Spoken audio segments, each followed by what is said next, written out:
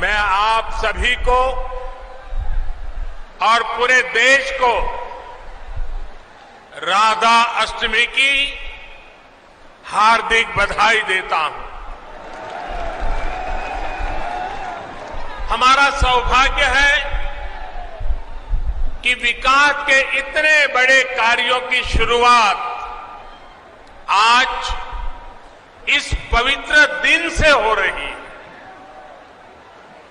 हमारे संस्कार है कि जब कोई शुभ कार्य होता है तो हमें अपने बड़े अवश्य याद आते हैं। मैं आज इस धरती के महान सपूत स्वर्गीय कल्याण सिंह जी की अनुपस्थिति बहुत ज्यादा महसूस कर रहा हूं।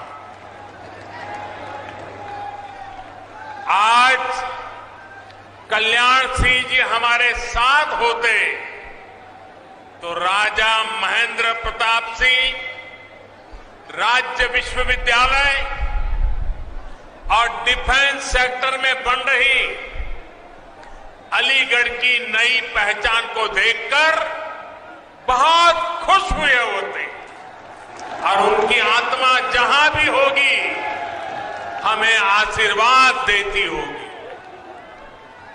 साथियों, भारत का हजारों वर्ष का इतिहास ऐसे राष्ट्रभक्तों से भरा है जिन्होंने समय समय पर भारत को अपने तप और त्याग से दिशा दी है।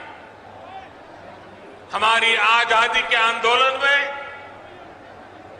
ऐसे कितने ही महान व्यक्तित्वों ने अपना सब कुछ खपा दिया, लेकिन ये देश का दुर्भाग्य रहा कि आजादी के बाद ऐसे राष्ट्र नायक और राष्ट्र नायिकाओं की तपस्या, इस तपस्या से देश की अगली पीढ़ियों को परिचित ही नहीं कराया गया। उनकी गाथाओं को जानने से देश की कई पीढ़ियां वंचित रह गई। 20वीं सदी की उन गलतियों को आज 21वीं सदी का भारत उन गलतियों को सुधार रहा है।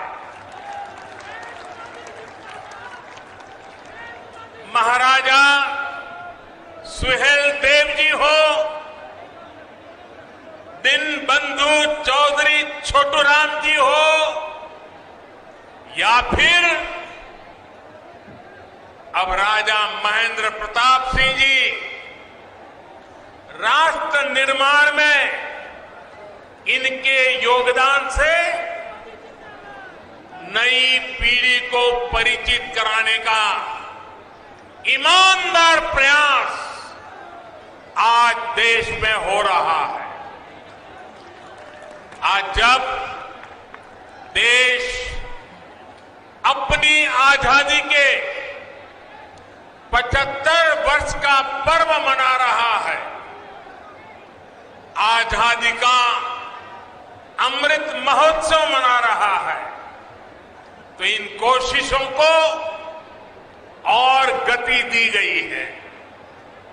भारत की आजादी में राजा महेंद्र प्रताप सिंह ने उनके योगदान को नमन करने का ये प्रयास ऐसा ही एक पावन अवसर है।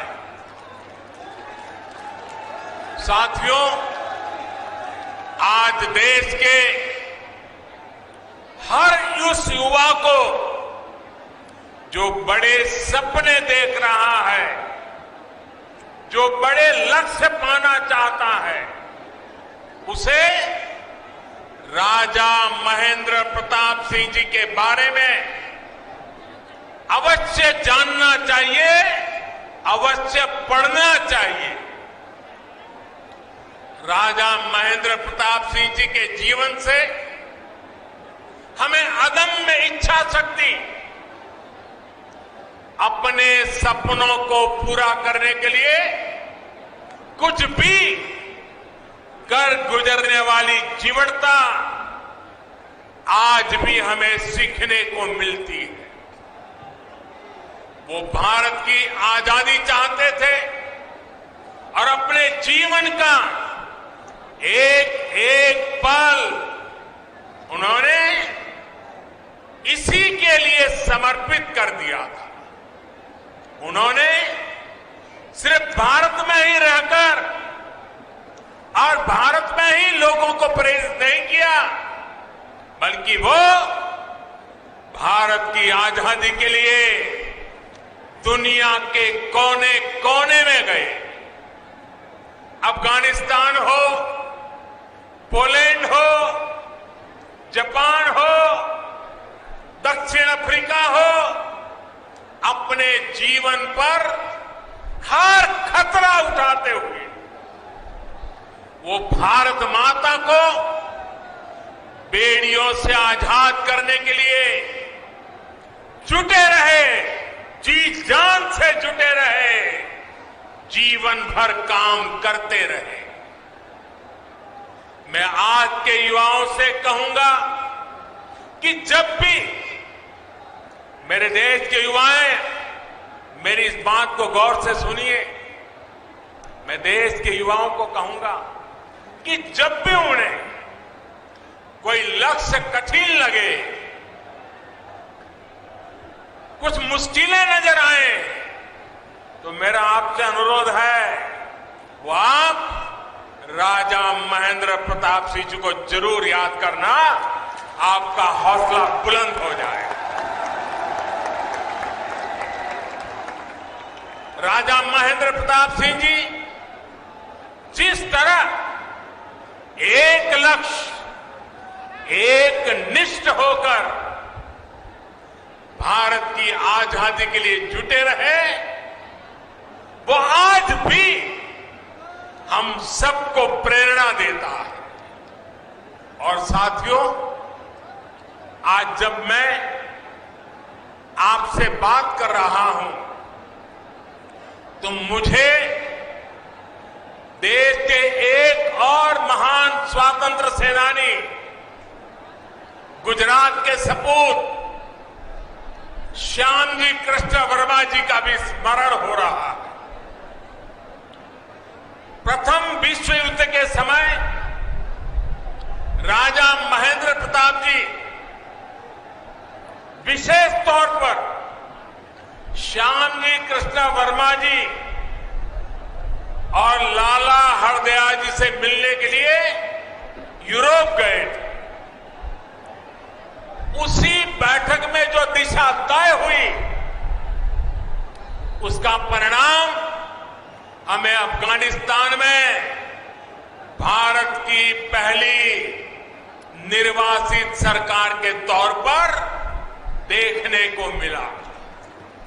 इस सरकार का नेतृत्व राजा महेंद्र प्रताप सिंह जी ने ही किया। ये मेरा सौभाग्य था कि जब मैं गुजरात का मुख्यमंत्री था तो मुझे श्यामजी कृष्ण वर्मा जी की अस्थियों को 73 साल के बाद श्यामजी कृष्ण वर्मा जी की अस्थियों को भारत लाने में सफलता मिली थी। और अगर आप कभी कच्छ जाने का मौका मिले तो कच्छ के मांडवी में श्यामजी कृष्ण वर्मा जी का एक बहुत ही प्रेरक स्मारक है, जहां उनके अस्थि कलश रखे गए हैं। वो हमें मां भारती के लिए जीने की प्रेरणा देते हैं। आज देश के प्रधानमंत्री के नाते मुझे फिर से एक बार ये सौभाग्य मिला है कि मैं राजा महेंद्र प्रताप जी जैसे विजनरी और महान स्वतंत्रता सेनानी के नाम पर बन रही यूनिवर्सिटी का शिलान्यास कर रहा हूं। मेरे जीवन का एक बड़ा सौभाग्य है और ऐसे पवित्र अवसर पर आप इतनी बड़ी संख्या में आशीर्वाद देने आए। जनता जनार्दन के दर्शन करना ये भी शक्तिदायक होता है। साथियों, राजा महेंद्र प्रताप सिंह जी सिर्फ भारत की आजादी के लिए ही नहीं लड़े, उन्होंने भारत के भविष्य के निर्माण की नींव में भी सक्रिय योगदान दिया था। उन्होंने अपनी देश विदेश की यात्राओं से मिले अनुभवों का उपयोग भारत की शिक्षा व्यवस्था को आधुनिक बनाने के लिए किया। वृंदावन में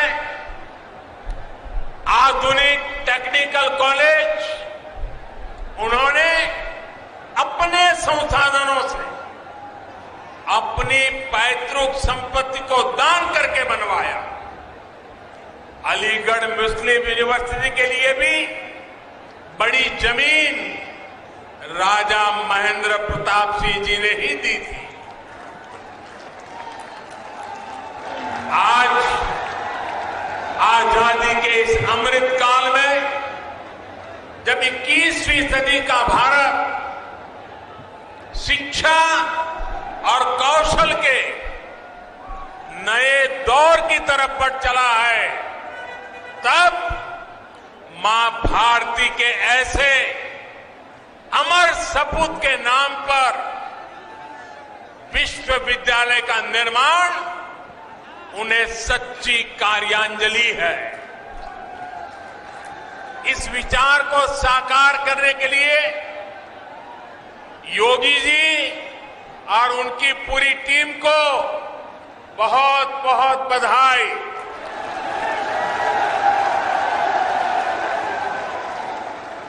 साथियों, ये विश्वविद्यालय आधुनिक शिक्षा का एक बड़ा केंद्र तो बनेगा ही, साथ ही देश में डिफेंस से जुड़ी पढ़ाई, डिफेंस मैन्युफैक्चरिंग से जुड़ी टेक्नोलॉजी और मैन पावर बनाने वाला सेंटर भी बनेगा। नई राष्ट्रीय शिक्षा नीति में जिस तरह शिक्षा, कौशल और स्थानीय भाषा में पढ़ाई इस पर बल दिया गया है, उससे इस विश्वविद्यालय में पढ़ने वाले छात्र छात्राओं को बहुत लाभ होगा।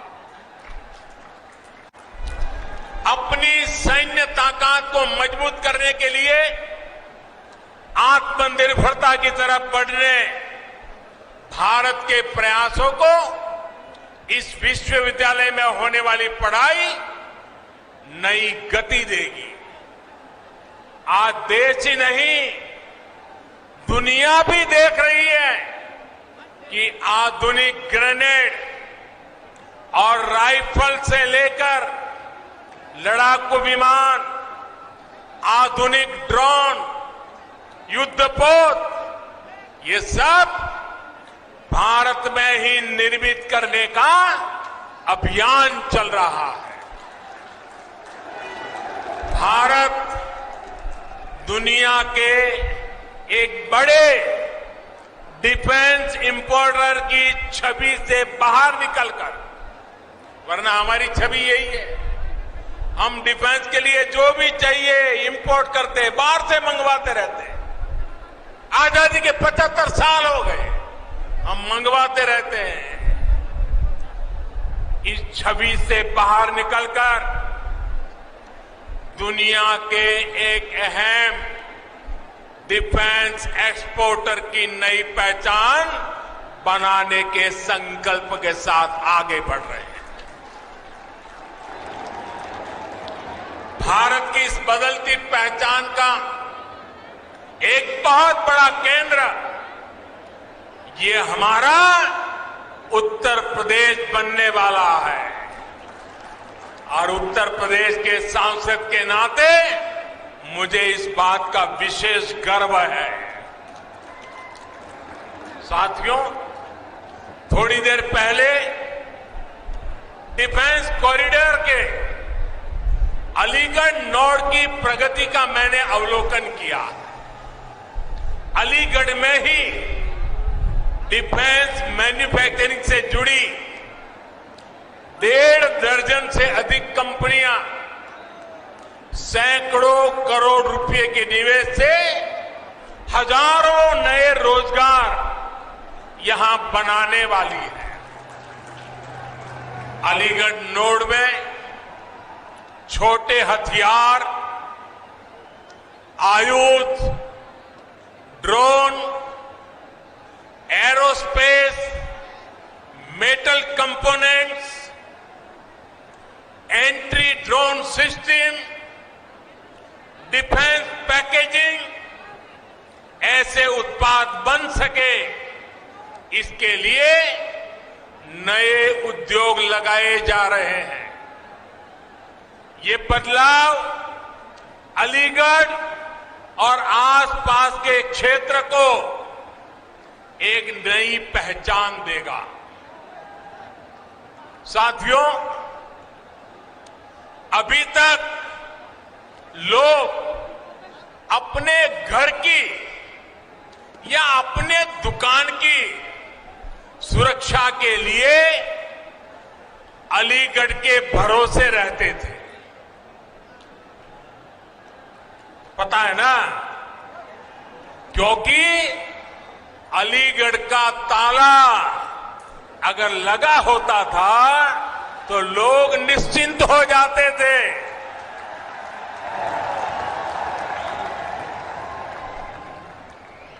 और मुझे आज बचपन की एक बात करने का मन कर रहा है। करीब 55-60 साल पुरानी बात है। हम बच्चे थे तो अलीगढ़ से ये ताले के जो सेल्समैन होते थे, एक मुस्लिम मेहरबान थे, वो हर 3 महीने हमारे गांव आते थे। अभी भी मुझे याद है, वो काली जैकेट पहनते थे और सेल्समैन के नाते दुकानों में अपना ताला रख के जाते थे और 3 महीने के बाद आकर के पैसे ले जाते थे।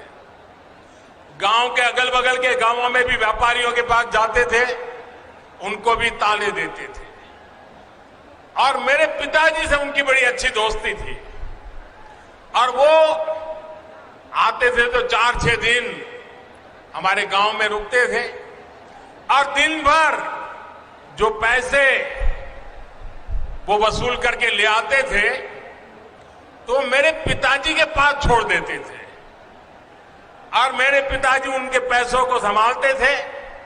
और 4-6 दिन के बाद जब वो मेरा गांव छोड़ करके जाते थे तो मेरे पिताजी से वो सारे पैसे लेकर के फिर वो अपना ट्रेन से निकल जाते थे। और हमने बचपन में 2 शहरों उत्तर प्रदेश के बड़े परिचित रहे, एक सीतापुर और दूसरा अलीगढ़। हमारे गांव में अगर किसी को आंख की बीमारी में ट्रीटमेंट करनी है तो हर कोई कहता था सीतापुर जाओ। हम ज्यादा समझते नहीं थे, लेकिन सीतापुर शब्द सुनते थे। और दूसरा, इस महाशय के कारण अलीगढ़ बार बार सुनते थे। लेकिन साथियों, अब अलीगढ़ के रक्षा उपकरण भी, कल तक जो अलीगढ़ ताले के जरिए घरों की, दुकानों की रक्षा करता था, वो 21वीं सदी में ये मेरा अलीगढ़ हिंदुस्तान की सीमाओं की रक्षा करने का काम करेगा।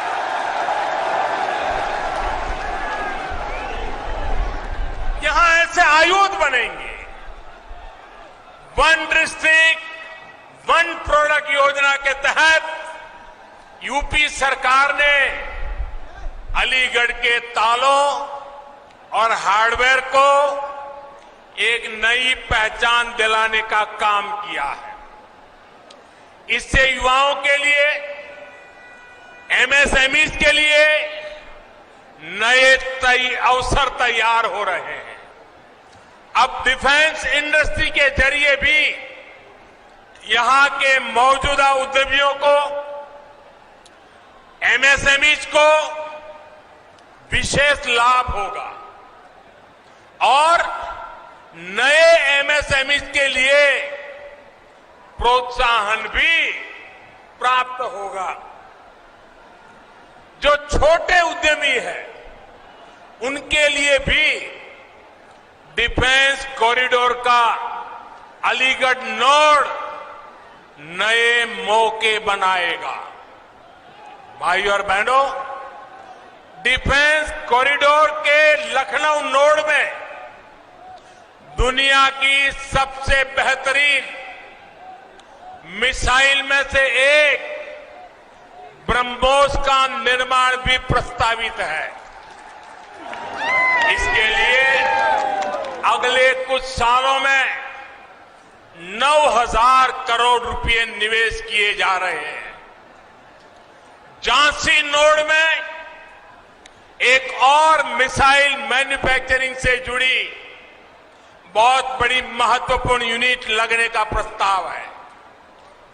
यूपी डिफेंस कॉरिडोर ऐसे ही बड़े निवेश और रोजगार के बहुत बड़े अवसरों को लेकर के आ रहा है। साथियों, आज उत्तर प्रदेश देश और दुनिया के हर छोटे बड़े निवेशक के लिए बहुत आकर्षक स्थान बनता जा रहा है। ये तब होता है जब निवेश के लिए जरूरी माहौल बनता है, जरूरी सुविधाएं मिलती है। आज उत्तर प्रदेश डबल इंजन सरकार के डबल लाभ का बहुत बड़ा उदाहरण है। योगी जी और उनकी पूरी टीम ने सबका साथ, सबका विकास, सबका विश्वास के मंत्र पर चलते हुए उत्तर प्रदेश को नई भूमिका के लिए तैयार किया है। अब सबके प्रयास से इसे और आगे भी बढ़ाना है। समाज में विकास के अवसरों से जिनको दूर रखा गया, ऐसे हर समाज को शिक्षा और सरकारी नौकरियों में अवसर दिए जा रहे हैं। आज उत्तर प्रदेश की चर्चा बड़े इंफ्रास्ट्रक्चर प्रोजेक्ट और बड़े फैसलों के लिए होती है। पश्चिमी उत्तर प्रदेश तो इसका एक बहुत बड़ा लाभार्थी है। ग्रेटर नोएडा में इंटीग्रेटेड इंडस्ट्रियल टाउनशिप का निर्माण, मल्टी मॉडल लॉजिस्टिक्स हब, जेवर international airport, Delhi Meerut regional rapid transit system, metro connectivity, आधुनिक हाईवे और एक्सप्रेसवे, ऐसे अनेक काम आज पश्चिमी उत्तर प्रदेश में हो रहे हैं। यूपी में चल रहे ये हजारों करोड़ रुपए के प्रोजेक्ट आने वाले वर्षों में भारत की प्रगति का बड़ा आधार बनेंगे। भाई और बहनों, मुझे आज ये देखकर बहुत खुशी होती है कि जिस यूपी को देश के विकास में एक रुकावट के रूप में देखा जाता था, वही यूपी आज देश के बड़े अभियानों का नेतृत्व कर रहा है। शौचालय बनाने का अभियान हो, गरीबों को अपना पक्का घर देना हो, उज्ज्वला के तहत गैस कनेक्शन हो, बिजली कनेक्शन हो, पीएम किसान सम्मान निधि हो, हर योजना, हर मिशन में योगी जी के यूपी ने देश के लक्ष्यों को हासिल करने में अग्रणी भूमिका निभाई है। वरना मुझे तो याद है, वो दिन मैं भूल नहीं सकता हूं, जब 2017 से पहले गरीबों की हर योजना में यहां रोड़े अटकाए जाते थे। एक एक योजना लागू करने के लिए दर्जनों बार केंद्र की तरफ से चिट्ठी लिखी जाती थी, लेकिन यहां उस गति से काम नहीं होता था। ये मैं 2017 के पहले की बात कर रहा हूं। जैसे होना चाहिए था वैसा नहीं होता था। साथियों, यूपी के लोग भूल नहीं सकते कि पहले यहां किस तरह के घोटाले होते थे, किस तरह राजकाज को भ्रष्टाचारियों के हवाले कर दिया गया था। आज योगी जी की सरकार पूरी ईमानदारी से यूपी के विकास में जुटी हुई है।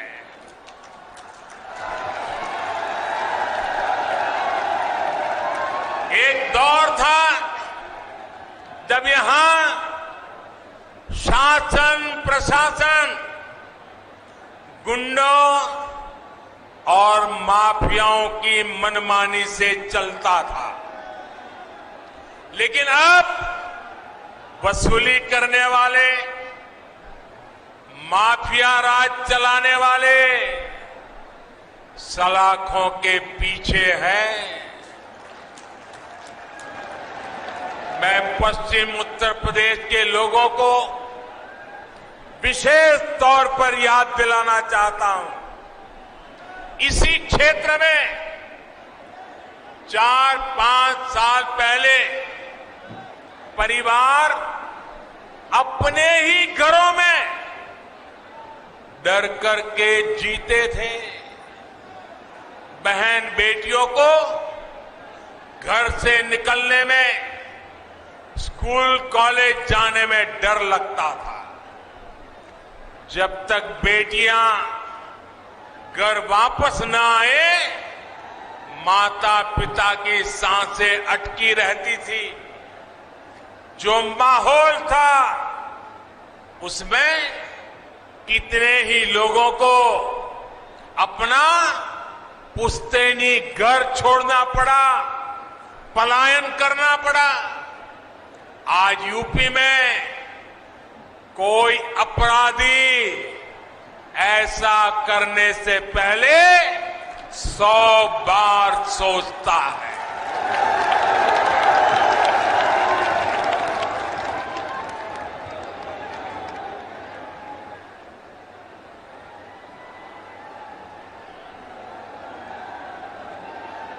योगी जी की सरकार में गरीब की सुनवाई भी है, गरीब का सम्मान भी है।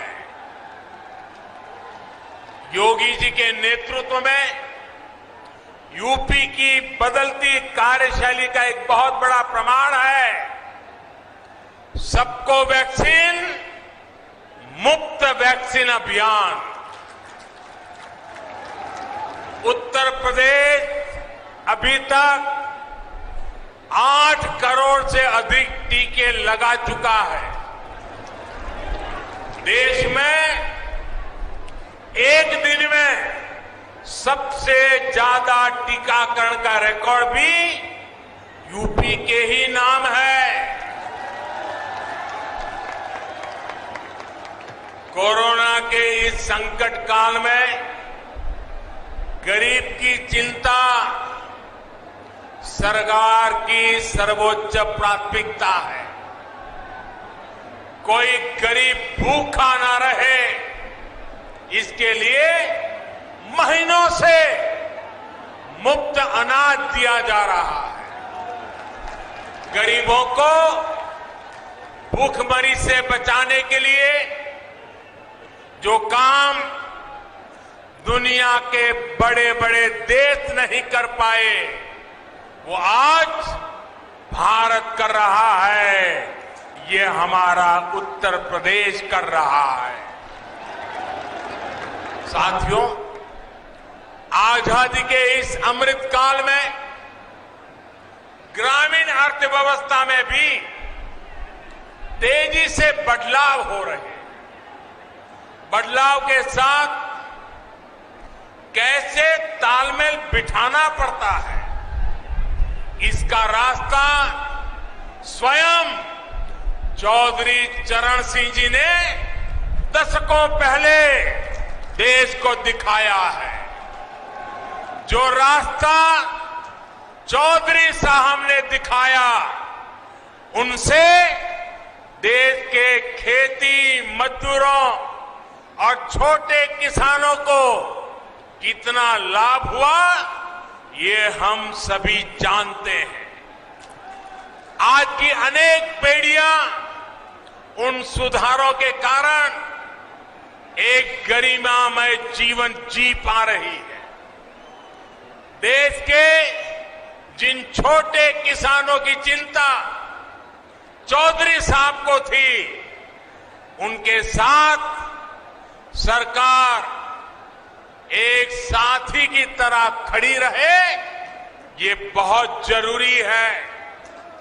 इन छोटे किसानों के पास 2 हेक्टेयर से भी कम जमीन है और हमारे देश में छोटे किसानों की संख्या 80% से ज्यादा है। यानी देश के 10 किसानों के पास जो जमीन है, उसमें 8 किसान ऐसे हैं जिनके पास छोटा सा जमीन का टुकड़ा है। 10 में से 8। इसलिए केंद्र सरकार का निरंतर प्रयास है कि छोटी जोत वालों को ताकत दी जाए। 1.5 गुना एमएसपी हो, किसान क्रेडिट कार्ड का विस्तार हो, बीमा योजना में सुधार हो, 3,000 रुपये की पेंशन की व्यवस्था हो, ऐसे अनेक फैसले छोटे छोटे किसानों को सशक्त कर रहे हैं। कोरोना के इस समय में देश भर के छोटे किसानों के खाते में सरकार ने 1 लाख करोड़ रुपए से अधिक सीधे ट्रांसफर किए हैं। इसमें 25,000 करोड़ रुपए से ज्यादा सिर्फ यूपी के इन किसानों को मिले हैं। मुझे इस बात की खुशी है कि यूपी में बीते 4 सालों में एमएसपी पर खरीद के नए रिकॉर्ड बने हैं। गन्ने के भुगतान को लेकर के भी जो परेशानियां आती थी उन्हें लगातार कम किया जा रहा है। बीते 4 साल में यूपी के गन्ना किसानों को 1,40,000 करोड़ रुपए से अधिक का भुगतान किया गया है। आने वाले साल तो यूपी के गन्ना किसानों के लिए नई संभावनाओं के दरवाजे खोलने वाला है। गन्ने से जो इथेनॉल बनता है, बायोफ्यूल बनता है, उसका उपयोग ईंधन में बढ़ाया जा रहा है। इसका बड़ा लाभ पश्चिम यूपी के गन्ना किसानों को भी होने वाला है। साथियों, अलीगढ़ समेत पूरा पश्चिमी उत्तर प्रदेश आगे बढ़े, इसके लिए योगी जी की सरकार और केंद्र सरकार कंधे से कंधा मिलाकर दिन रात मेहनत कर रही है। हमें मिलकर इस क्षेत्र को और समृद्ध करना है। यहां के बेटा बेटियों के सामर्थ्य को और बढ़ाना है और विकास विरोधी हर ताकत से उत्तर प्रदेश को बचाना है। राजा महेंद्र प्रताप सिंह जैसे राष्ट्र नायकों की प्रेरणा से हम सभी अपने लक्ष्यों में सफल हो, इसी कामना के साथ आप इतनी बड़ी तादाद में आशीर्वाद देने आए। मुझे आप सबके दर्शन का सौभाग्य मिला, इसके लिए आपका धन्यवाद भी करता हूं, बहुत बहुत शुभकामनाएं देता हूं। दोनों हाथ ऊपर करके मेरे साथ बोलना है। मैं कहूंगा, राजा महेंद्र प्रताप सिंह, आप दोनों हाथ ऊपर करके बोलेंगे, अमर रहे, अमर रहे। राजा महेंद्र प्रताप सिंह, राजा महेंद्र प्रताप सिंह, राजा महेंद्र प्रताप सिंह, राजा महेंद्र प्रताप सिंह, राजा महेंद्र प्रताप सिंह। भारत माता की, भारत माता की। बहुत बहुत धन्यवाद।